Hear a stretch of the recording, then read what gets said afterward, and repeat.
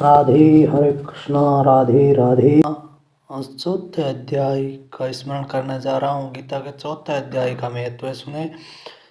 इसके उपरांत श्री कृष्ण महाराज बोले, हे अर्जुन, मैंने इस अविनाशी योग को कल्प के आदि में सूर्य के प्रति कहा था, और सूर्य ने अपने पुत्र मनु के प्रति कहा, और मनु ने अपने पुत्र राजा इक्ष्वाकु के प्रति कहा। इस प्रकार परम्परा से प्राप्त हुए इस योग को राज ऋषियों ने जाना, परंतु हे अर्जुन, वह योग बहुत काल से इस पृथ्वी लोक में लोप हो गया था। वही ये पुरातन योग अब मैंने तेरे लिए वर्णन किया है, क्योंकि तू मेरा भगत और प्रिय सखा है, इसलिए तथा ये योग बहुत उत्तम और रहस्य अर्थात अति मर्म का विषय है। इस प्रकार भगवान श्री कृष्ण चंद्र महाराज के वचन सुनकर अर्जुन ने पूछा, हे भगवान, आपका जन्म तो आधुनिक अर्थात अब हुआ है, और सूर्य का जन्म बहुत पुराना है, इसलिए इस योग को कल्प आदि में आपने कहा था, ये मैं कैसे जानूं। इस पर श्री कृष्ण महाराज बोले, हे अर्जुन, मेरे और तेरे बहुत से जन्म हो चुके हैं, परंतु हे प्रथम,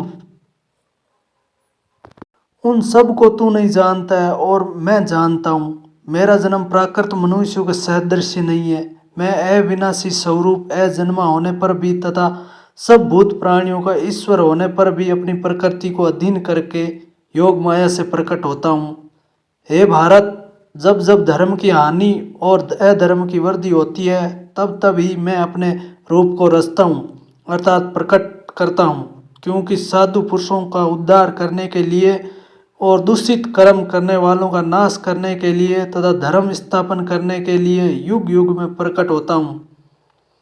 इसलिए हे अर्जुन, मेरा वह जन्म और कर्म दिव्य अर्थात अलौकिक है। इस प्रकार जो पुरुष तत्व से जानता है, वह शरीर को त्याग कर फिर जन्म को नहीं प्राप्त होता है, किंतु मुझे ही प्राप्त होता है। हे अर्जुन, पहले भी राग भय और क्रोध से रहित अनन्य भाव से मेरे में स्थिति वाले मेरे शरण हुए बहुत से पुरुष, ज्ञान पुरुष, तप से पवित्र हुए मेरे स्वरूप को प्राप्त हो चुके हैं। क्योंकि हे अर्जुन, जो मेरे को जैसे भजते हैं, मैं भी उनको वैसे ही भजता हूँ।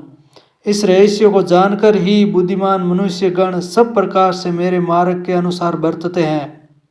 जो मेरे को तत्व से नहीं जानते हैं, वो पुरुष इस मनुष्य लोक में कर्मों के फल को चाहते हुए देवताओं को पूजते हैं, और उनके कर्मों से उत्पन्न सिद्धि भी शीघ्र ही होती है, परंतु उनको मेरी प्राप्ति नहीं होती। इसलिए तुम मेरे को ही सब प्रकार से भज।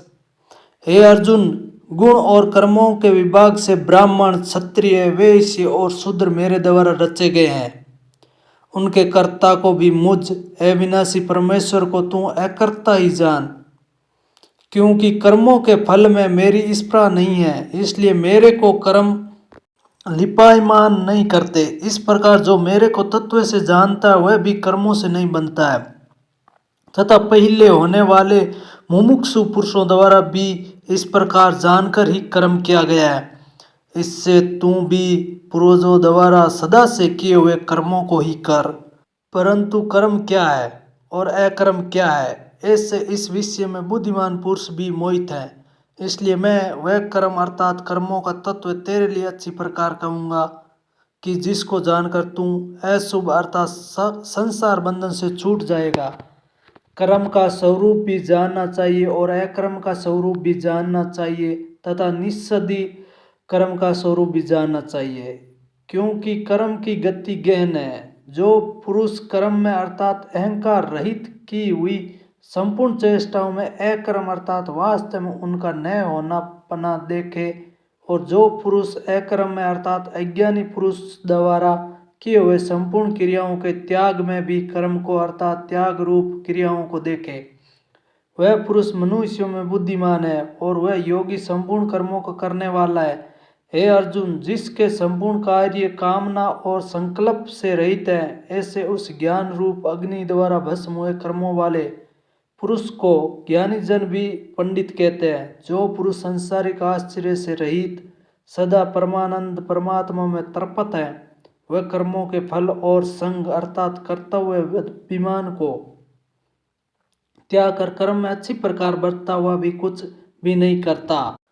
करता है। जीत लिया है अंतःकरण और शरीर जिसने, तथा त्याग दी है संपूर्ण भोगों की सामग्री जिसने, ऐसा आशा रहित पुरुष केवल शरीर संबंधी कर्मों को करता हुआ भी पाप को नहीं प्राप्त होता है।